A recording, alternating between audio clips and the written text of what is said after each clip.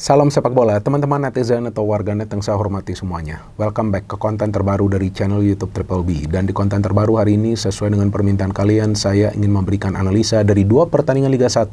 Yang pertama antara Bali United versus Persebaya Surabaya yang berakhir untuk kemenangan Bali United dengan skor 2-0. Dan yang kedua, pertandingan antara Persis Solo versus Persib Bandung yang berakhir untuk kemenangan Persib Bandung dengan skor 0-1. Dengan hasil akhir ini berarti untuk sementara Persib Bandung berada di peringkat nomor 1 dengan selisih 1 poin dari Persebaya Surabaya yang berada di peringkat nomor 2, tetapi Persib Bandung punya satu pertandingan di tangan, yaitu pada tanggal 7 Januari tahun 2025 melawan Bali United. Sedangkan Bali United dengan kemenangan yang meyakinkan atas Persebaya Surabaya untuk sementara berada di peringkat nomor 5, dan Persis Solo dengan kekalahan dari Persib Bandung untuk sementara berada di zona degradasi, tepatnya berada di peringkat atau posisi nomor 16. Kalau menurut hemat saya teman-teman, baik Persebaya Surabaya dan juga Persis Solo walaupun mengalami kekalahan, sebetulnya tidak bermain buruk. Bahkan kalau kita cermati statistik dari pertandingan antara Bali United versus Persebaya Surabaya dan juga Persis Solo versus Persib Bandung, maka yang bisa kita perhatikan atau yang bisa kita lihat dengan jelas adalah jumlah peluang yang lebih banyak yang bisa diciptakan oleh para pemain Persebaya dan juga Persis Solo. Tetapi yang meraih kemenangan justru adalah Bali United dan juga Persib Bandung. Kenapa bisa seperti itu ya? Karena seperti yang berkali-kali saya katakan, bahwa bermain sepak bola di level tertinggi, yaitu di Liga 1, tidak harus bermain sepak bola indah. Yang penting bermain efisien dan tentunya efektif untuk bisa mendapatkan poin. Apakah itu 1 poin atau juga 3 poin? Artinya, taktik itu yang sangat penting. Dan taktik bisa juga berubah tergantung dari lawan yang dihadapi. Tapi kan sekarang kita bisa melihat bahwa Persib Bandung bisa juga bermain dengan cara yang berbeda pada saat mereka berhadapan dengan tim yang haus akan kemenangan karena memang mereka ingin menjauh dari zona papan bawah. Sedangkan Bali United yang sepertinya para pemainnya dan tentunya pelatih Teko sudah paham bahwa Persebaya dari segi materi pemain jauh lebih unggul, justru memilih bermain defend and counter.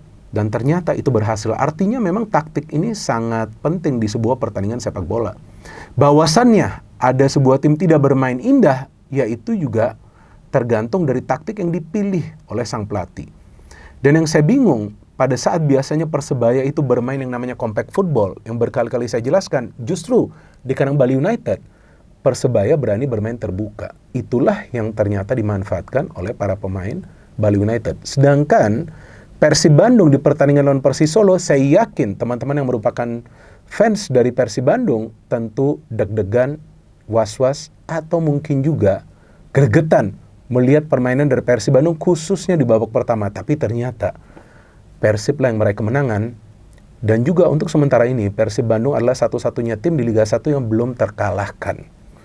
Dan memang sih banyak yang mengatakan nih di sosial media bahwa Persib adalah juara paruh musim. Ya kalau menurut saya gak ada tuh yang namanya juara paruh musim, karena kan berada di posisi puncak klasemen sementara kan juga pada saat memang sekarang sebetulnya sudah memasuki atau akan memasuki putaran kedua ya, walaupun Persib punya satu pertandingan di tangan. Tapi kan Persib tidak akan mendapatkan trofi. Iya kan? Jadi saya pikir juara paruh musim ini gak tepat. Tapi bisa dikatakan lah, untuk sementara ini memang Persib unggul dari tim-tim lainnya yang bersaing di Liga 1 untuk bisa menjadi juara kan. Seperti lebih unggul dari Persebaya, Bali United, Borneo FC, dan juga ada PSM Makassar juga. Ya kan, ada tim-tim lainnya juga, ada Arema FC juga. Jadi ini Persib bisa untuk sementara berada di posisi puncak, ya bukan karena kebetulan atau bukan karena tim-tim lain performanya sedang tidak bagus, enggak juga. Tapi Persib bisa berada di puncak karena memang taktik dari pelatihnya Boyan Hodak. Belum lagi rotasi yang biasa dilakukan di lineup, tapi itu bukan eksperimen teman-teman. Saya sudah melihat pola dari Boyan Hodak ini, dia biasa melakukan rotasi untuk membentuk yang namanya kedalaman squad dari Persib Bandung, agar nanti jika atau seandainya ada pemain inti, atau pemain yang biasa dia pasang dari awal ini tidak bisa tampil, akan ada pemain lain yang siap untuk tampil. Oke, anyway, pertama-tama tentu dong, saya perlu juga membahas pertandingan antara Bali United versus Persebaya Surabaya, karena saya menantikan pertandingan ini. Sebelumnya kita tahu Persebaya bermain sangat baik, ya, efisien dan efektif, tidak selalu menguasai jalannya pertandingan.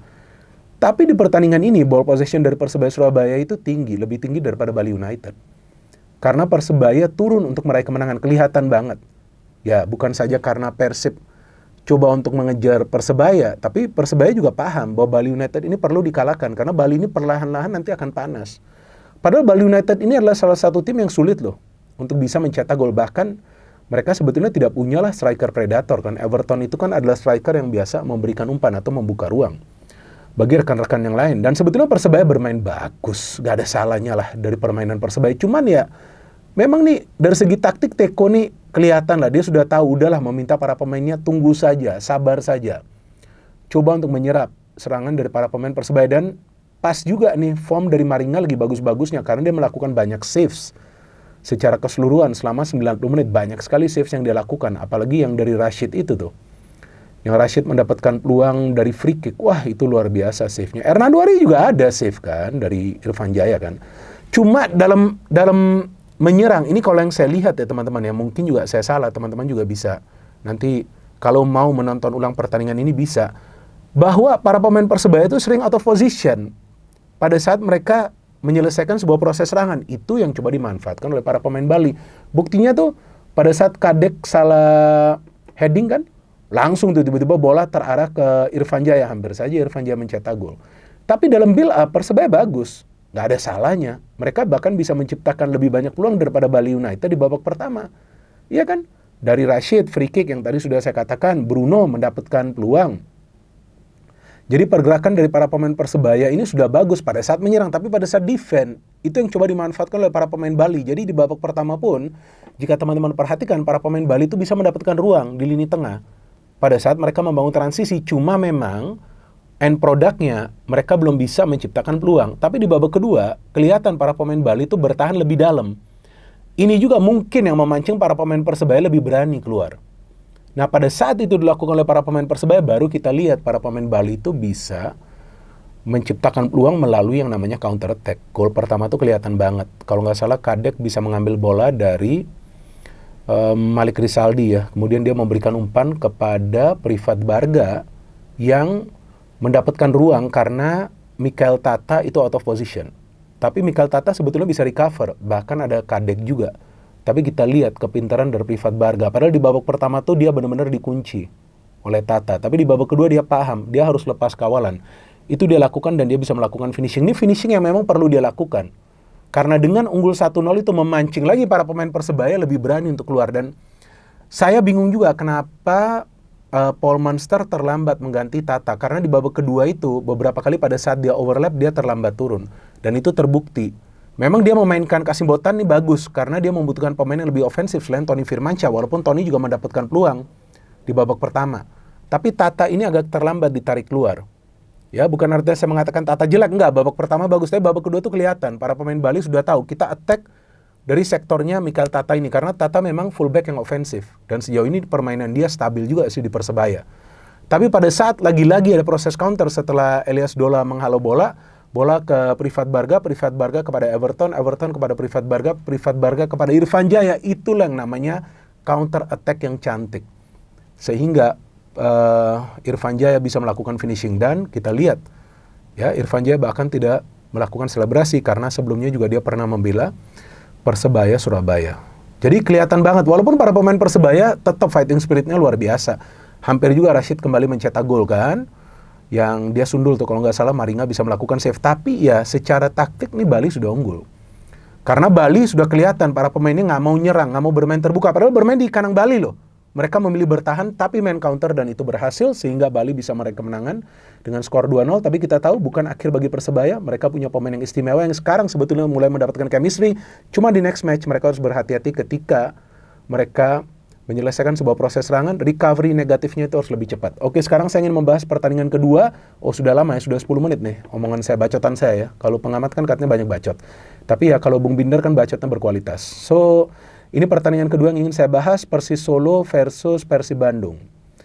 Saya dari awal sudah mengira nih akan sulit lah bagi Persib Bandung untuk meraih kemenangan. Karena Persis Solo ini sebetulnya dari materi pemain gak buruk dan pelatihnya juga Ong Kim Sui ya, kalau nggak salah namanya, ini pelatih bagus.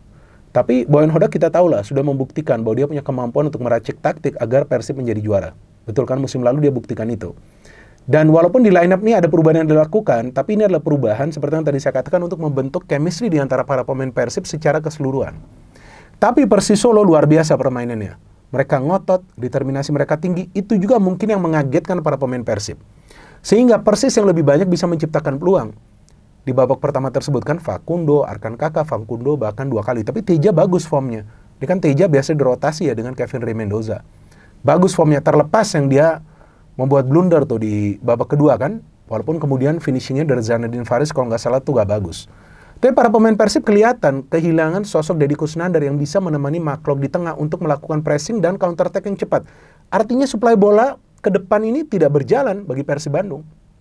Walaupun ada yang namanya Adam Ales, tapi Adam Ales kan adalah box-to-box midfielder. Dia akan lebih cepat bergerak. Plus, Ferdiansyah yang bermain kelihatan gak klop dengan David ataupun Ciro. Beckham kita tahu performanya memang ya up and down, tapi dalam beberapa pertandingan terakhir bagus permainannya. Rahmat Irianto ini top loh. Bener loh, jujur. Dia Boyan Hodak sekarang lebih banyak memberikan dia kesempatan untuk tampil dan dia proof. Dia buktikan bahwa dia bisa mendapatkan tempatnya. Kita tahu dia adalah gelandang bertahan, tapi sekarang dia bermain di sektor fullback sebelah kanan. Bagus sekali naik turunnya, kuat sekali bertahannya. Tapi Franka dan Nick kelihatan nih, ada sedikit masalah nih. Ya, karena beberapa kali ada miskomunikasi yang juga dimanfaatkan oleh para pemain Persis. Tapi di babak kedua, ya inilah kebiasaan dari Boyan Hodak. Lagi-lagi saya salut pelatih yang satu ini. Dan saya sampai hari ini belum bisa membaca pikirannya. Yang pertama saya kaget dia menurunkan Ferdiansyah, menurunkan Matteo. Tapi ya kemudian saya berpikir ya inilah untuk membentuk kedalaman skuad dari Persib. Tapi biasa nih dia. Di awal babak kedua pasti dia melakukan pergantian pemain. Dan dia pilih tentu Tyron dan juga Beckham Putra. Dan terbukti.